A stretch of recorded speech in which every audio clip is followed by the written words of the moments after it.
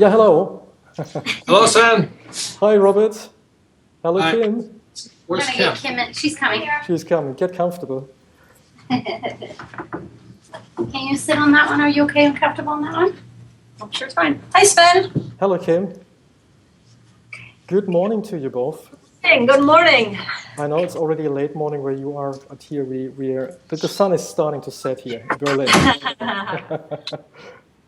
All right. Okay, you're having a good day.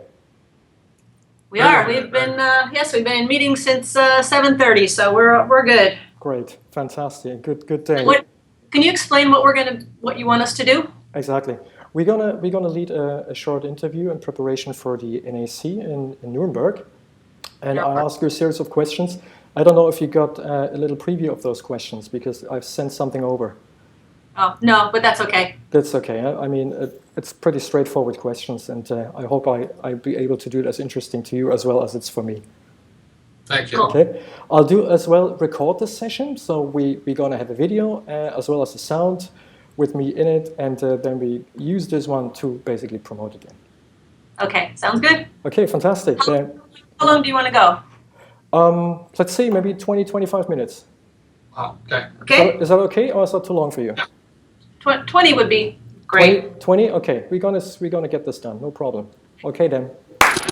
Hello Kim, hello Robert. I'm so happy that we're able to do this interview and that you were able to take the time out of your busy schedule to answer my questions. Oh, we're looking forward to it. Yeah, we're looking forward to coming to Germany, to Nuremberg. So it'll be fun. Thanks for doing this. Brilliant. Robert and Kim, you both are very popular, very famous in the United States and around the world. Now, the German audience may or may not know you very well, but I know massive books have been sold. Rich Dad Poor Dad, it's very well known also in Germany. Now, could you give us anyway a little insight about yourself? Well, fourth generation Japanese American, born in Hawaii, raised in Hawaii. I went to school in New York, and Kim was born in New York. I was born in New York and went to college in Hawaii. So how we ever got together is amazing. But what we're about is because, as you know, we have no financial education in our schools. And so it was for me. I went to military school, and then I went to flight school. So I flew in Vietnam. In Vietnam, I got a glimpse of the future, and I could see this crisis coming. When I came back from Vietnam, financial crisis. When I came back from Vietnam, my poor dad, PhD, school teacher, well, good man, he was unemployed in 50.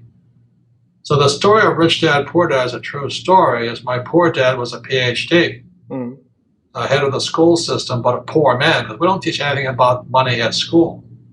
And my rich dad was my best friend's father, a man who didn't go to school, but he was the richest man. So what I could see when my father was unemployed was this financial crisis coming today. So some 40 years later, we have this crisis. And I think it's interesting that we go to Germany because, as you know, I don't think Europe's going to survive. You know, Europe's going to get in more and more trouble. And I really have tremendous respect for Chancellor Merkel because she's really fighting for capitalism. She doesn't want a central bank. She doesn't want the right to print money. And the German people do not want to pick up the debt of Greece, Spain, and Italy, and those kinds of countries. So that is exactly what the Rich Dad Company stands for. Is we teach people to be capitalists. You know, and Chancellor Merkel, who understands in East German, prior to that, she knows what communism is. Most West Germans don't know what it is. And what you have is socialist versus capitalism. So when Kim and I come to town in Nuremberg, we're going to say some things that are very dangerous to say because I call most people socialists or communists because they went to school. School teachers like my poor dad, very good people, but they believe in the government taking care of people. They believe in socialism. They believe in communism. You know, I'm a capitalist. So for those of you who are capitalists, you know, come to the event in Nuremberg, but you're going to hear things that socialists don't want to talk about. And for me, you know, I graduated college with a business degree. Didn't really learn anything about business in college, But I started as an employee in advertising agencies and doing advertising sales.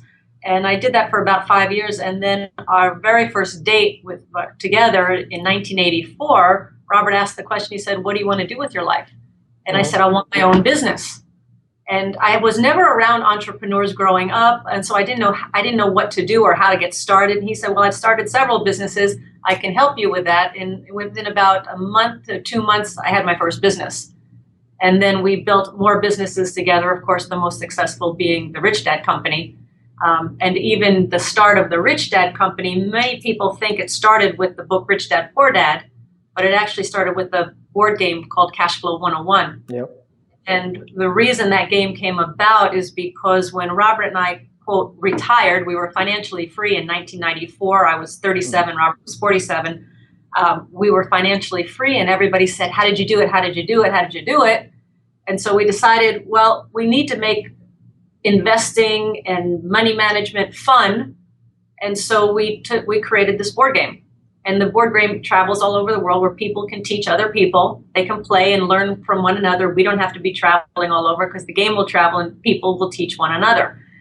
So that's how we started with the board game. And then Robert decided the board game needed a brochure. So we started working on this brochure, and the brochure became Rich Dad, Poor Dad.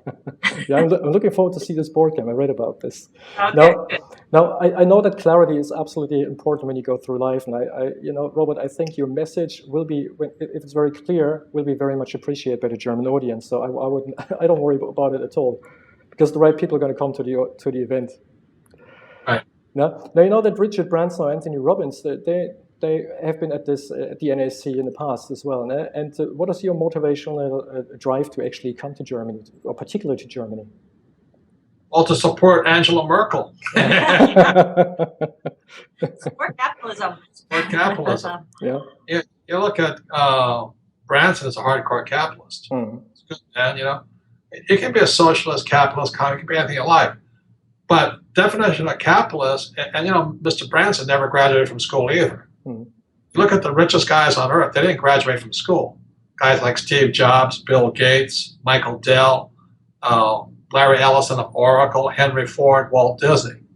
So what I'm going to say, especially to the German people, because the German people and the Japanese people are very similar.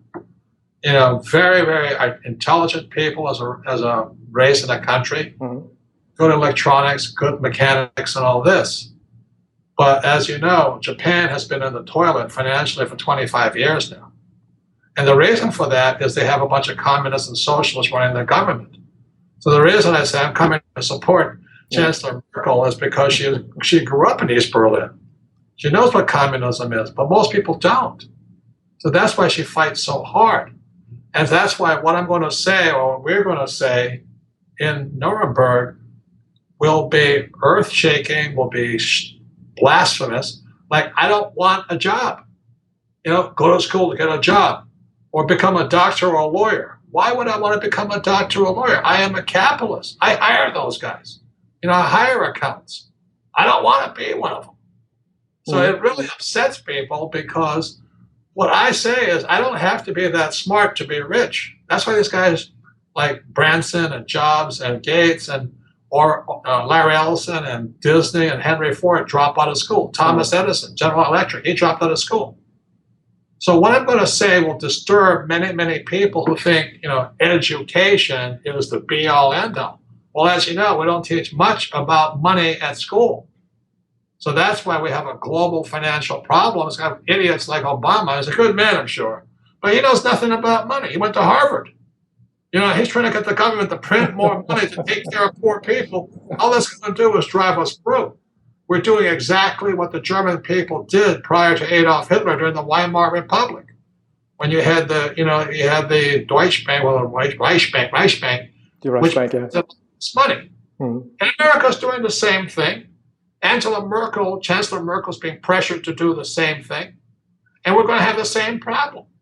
So that's why for those of you who want to learn capitalism, come to Nuremberg. You want to be a communist or socialist or a fascist, go to regular schools because that's what they teach that stuff. And so many people, they're waiting for the government to do something. Like here in the U.S. too, they're all waiting for the government to pass some policy or make some regulation to save them. But the only way you're really going to save yourself financially is you got to take charge. You got to get educated. You got to start doing, you got to take responsibility for your personal life. That's our whole message. And specifically for me, I really want to speak to the women in Germany, because this is time for women to get tough and to get strong and be like Angela Merkel. When a financial crisis hits a family, it's oftentimes the woman that finally stands up and goes, I can handle this now. But it's until she gets into that emergency position, I call it a wake-up call. It could be a divorce, it could be a financial disaster, it could be the death of a spouse. Until that happens, most women do not make their financial life a priority until there's an emergency. So I'm going to encourage as many women as possible to come to the event in Nuremberg, because this really is a crucial time for women to stand up, to take charge, and to handle their financial lives and for their kids. I can see you both are very much fans of Angela Merkel, so it's that's a good start, definitely. No, we're capitalists. She's a capitalist. But absolutely. Like I said, she wasn't from East Germany, right? Yes, yeah. Yes, that she knows. And you say that everybody else in the EU is like the French and Sky Holland, hardcore communists, is trying to pressure her to print money. And like I said, the Reichsbanks already made that mistake in the 20s. So you don't do it again. So that's what she's fighting for. It's the same thing we fight for. But unfortunately, our school system's run by socialists and communists. They're good people, just like my poor dad. Go to school and get a job. Well, that's what Kim was saying. She didn't want a job. I didn't want a job. Well, what a capitalist does is provide jobs. We have about 1,000 people working for us. Good people, love them dearly. We all encourage them to be capitalists, but most of them, since they don't have the education, cannot be capitalists. The idea of giving money to countries that can't pay it back, it's no different than our crisis we had with the real estate market, where people were lending money to people that couldn't pay it back. I mean, that makes no sense at all. And I think that's what Chancellor Merkel is fighting against too. So yeah, plus my great grandparents are from Germany, so great, fantastic. I got some German blood in me too. That you see, that wakes up one question, B. Robert, you just said you guys have about 1,000 employees, right? And I think I read in your book as well that you are in some articles that you actually want them to set them free, that they actually start their own business, and do exactly what you're doing. How do you bring this together? Well, because look, I'm going to say something very, very damaging. Go for it. Do you know what a peasant is? Yes. A peasant, okay? Very nasty word. You call somebody a peasant, there's nothing worse you can be called. But our school system produces peasants. And the word peasant is a French word. It comes from pay, P-A-Y-S, paysan. And that means a person of the land. So that goes back to, centuries, thousands of years. You had the rich, and the rich owned the land. And so the poor then paid tax to the landowner, generally the king or the landlord, they call it in English. So the lords own the land, the peasants work for the lords. Well, our employees are technically paysans. They work for us. We own the business. So when you say to a child, go to school to get a job, well, that's honorable and it's nice and all that, you're being trained to be a paysan, a peasant. You don't own anything. And that's why, in Rich Dad, Poor Dad, you read chapter number 1, it says the rich do not work for money. So what's happening to most people all over the world, not just Germany, America too, our school is pumping out peasants, people who work for money, but they never own the property. They don't own the land. They don't own the business. So if you want to be a peasant all your life, just go to school, invest in the stock market, and have a good life, get out of debt. That is not our message. Our message is 180 degrees opposite of what they say. So that's why we get into so much trouble. We get hate mail from people and all this, because my doctor doesn't like me calling a peasant. I hire attorneys. I don't work for attorneys. I hire accountants. I don't work for accountants. And we say a job is not an asset. A job is not an asset. So when we talk to our staff, they're learning. I mean, what we're teaching, they're also learning. So now many people in our company, they're buying real estate or they're starting part-time businesses. And we encourage that because, they need to be free too. We don't want them to leave necessarily, but we want them to have the choice. They can stay and keep their business and do their real estate, which right now that's what they're most of them are doing, but they have that choice to leave if they so choose. Absolutely, and you can start by keeping a job and buying assets on the way. Whenever. Absolutely. And the stock market, I don't know if you see what's happening in America, is that this guy named Bill Gross, he's a CEO and founder of a company called PIMCO, Pacific Internet Management Company. He's one of the leaders. He calls the stock market a Ponzi scheme, which it is. And Americans are about to lose their asses because the stock market is set to crash in about 5 years. And so many guys my age, baby boomers, are counting on the stock market to keep them alive. And that's why they're going to get wiped out. So I'm not saying don't buy stocks. I'm saying get educated to learn how to trade stocks, how to use insurance, how to use stop losses, puts, so if the market goes up or down, you're not at the mercy of the stock market. Yeah. Same with the real estate. We buy insurance for our real estate in case there's a problem, but people only know one way, which is the markets have to keep going up in order to make money. And this economy, as you know, people in America say, do you think the European crisis is over? I said, no, it's just beginning. And the way Germany fits into this whole thing, as I understand it, Italy and Spain and Greece want the German people to bail them out. Correct. I don't think that's a good idea, but I'm sure some Germans think it's a good idea, But it's not my idea. And all we say is if you had some financial education, you can save your own asses out there. Why expect somebody to take care of you? But that's what school teachers teach. The government should take care of people. That's Barack Obama. He's completely opposite of Chancellor Merkel. Or you can move to France and get taxed at 75%. That's another option. Or, he's a hardcore socialist communist. So I'm not saying they're bad people, because it's a different idea. Philosophies. Just like a lot of people don't like Mitt Romney because he's a Mormon. A lot of Christians don't like him. I said, well, what's the difference? I don't know, he's a Mormon. So you call somebody a communist. I'm not saying they're a bad person. They're communists. Like one person's a Mormon, one person's a Catholic, one person's a Buddhist. So what? They're good people. So financial, I go one step back. So financial education is actually the solution to all the problems. Kim, how do you see actually? No, we never said that. I'm saying we're being led by stupid people. Yeah, no, exactly. Financial education will solve a lot of problems. It may solve your problem, but it's not going to solve the problem. We have Barack Obama still running America. You can solve your own individual problem. And before Barack Obama, we had George Bush, who was the worst president in world history. We're not doing that well here in America. And then this guy Mitt Romney, I don't know what the heck he stands for, but he's going to try and cut Social Security and welfare, which means there'll probably be rioting in America. Oh, God. So we have the same battles going on in Europe, going on here in America. We're just, we have more guns here. That's the difference. Well, that gets dangerous. Kim, I've got one question for you. And we know financial education is very, very important. And throughout society, women always had actually a pretty disadvantaged position. What's your take actually on this? And how important is financial education for women? Yeah, does it actually matter? It's crucial, and now with the economy now even more so, because people are losing their jobs, they're losing money, their investments, all of this, and it's the women who have kind of bought into the program that being a stay-at-home mom is a very, very important role, and that doesn't mean even if you're not working, there's not one woman who should make an excuse for not being financially smart with her money. And so right now what's happening because of the economy, as I said, many women are now stepping up and taking charge because they have to.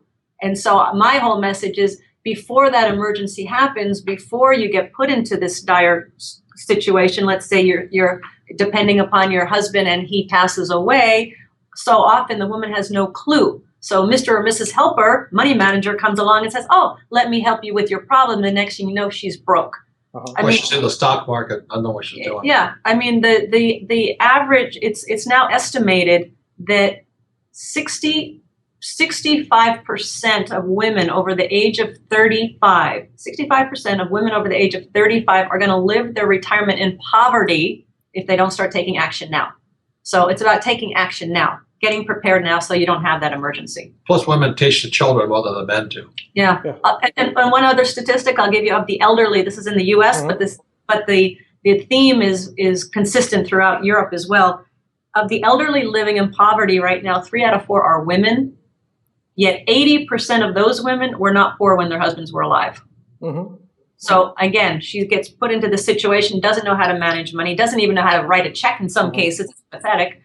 So yeah, it's time for women to be role models for other women, and especially young women and their children. And that's why I say you have Angela Merkel, who I think is one. She's a great role model. I know she's not popular right now. Yeah. I know she's really pissing a couple of people off. But the battle has just begun. And so that's why the people listening to this, it doesn't make a difference if Merkel wins or whoever else wins. The question is, what are you going to do about it? So when you come to Nuremberg, we're going to give you some new ideas. We're not going to tell you what to do. Yeah, what people are going to get when they come to Nuremberg is that they are in control of their life. It's their choice. They don't have to be at the effect of the government and the effect of the economy. They can be in charge and be in control. That's what they're going to learn. Yeah, between 2007 and today, the last 5 years, we've made more money than ever before in history. Because as you know, when the markets crash, that's when you really get rich. But unfortunately, most people get poor. Another thing that happens is when markets crashes, taxes go up, inflation goes up. And so since inflation and tax don't affect us, we're going to be going there with our advisors, like my real estate advisor, Ken McElroy, and Tom Wheeler, my tax guy. And we've done other seminars in Europe before, like in Stuttgart. And we have German tax advisors on stage with us, and they verify what we say. They'll explain to you why the rich don't pay tax. In Germany also, legally. I'm not saying, but we do certain things to support the government. So we're not crooks. The biggest crooks are not the people who sometimes pay the most tax. You know what I mean? So it's going to be a very interesting one day in Nuremberg, because our job is to really shake your brain up and they go, oh, maybe I better do something different. Rather than care if Merkel wins or Hollande wins in France or Obama beats Romney and all this. Look, the fact is, as you guys know, this European problem cannot be solved today. It's going to get worse. America is going to hit the fan in about 5 years. China is going down now. So it actually went Japan first, Europe second, US third, England fourth, China fifth. And so the thing is, what are you going to do about it? So that's why you come, because, Merkel ain't going to save you either. And we're also going to talk about, for most people, debt is a 4-letter word.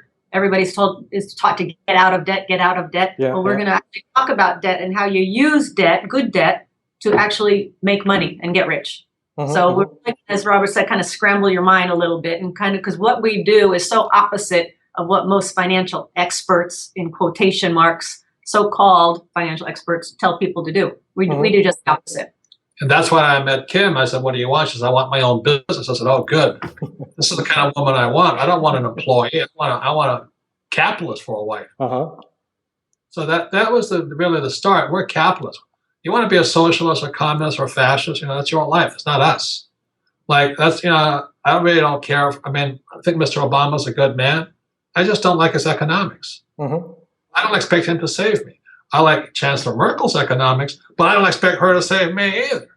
What I'm saying is that this world economy is going to come down. The question is, what are you going to do about it?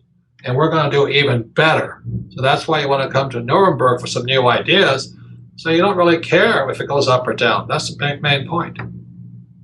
Okay, great, guys. You've answered my last question, because that would have been why people should actually come. But the one single argument would have been for people to come, and you've just answered it. Well, the most important thing is, if your husband is a socialist or a communist, bring him.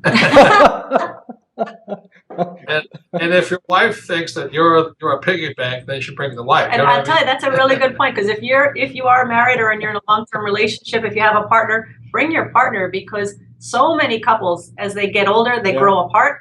And Robert and I always said early on that we wanted to grow together. So we learn together, we study together, we invest together, we're business partners together. So bring the people around you that are closest to you, because this is something that you want to learn together, and it will drive a lot of discussion at home. It could be very dangerous. It could be dangerous, but I would recommend it. Look, we're not here to say we're right. Our ideas are the only way. Yeah. What we're going to share with you is what we did. We do Yeah. and why we get richer. I mean, I don't care if Obama wins or Romney wins. I don't care if the whole United States economy collapses. We're still going to be rich. Mm-hmm. Because you do certain things right. So if you haven't heard of Rich Dad, Poor Dad, Robert Kiyosaki, I would suggest starting with reading Rich Dad, Poor Dad. In that book, we said, chapter 1, the rich don't work for money. Number 2, your house is not an asset. And we said, savers are losers. So we go against what everybody says, but what we say is coming true. And that's the difference. Okay, guys, that was a great closing word. I thank you very, very much for this interview. Thanks, Ben. And the time you've taken. I'm looking forward to meet you then when I'm in Nuremberg. Thank you. Us too. Thank you so much. Thanks very much. Look forward to it. Bye. Ciao. Bye-bye.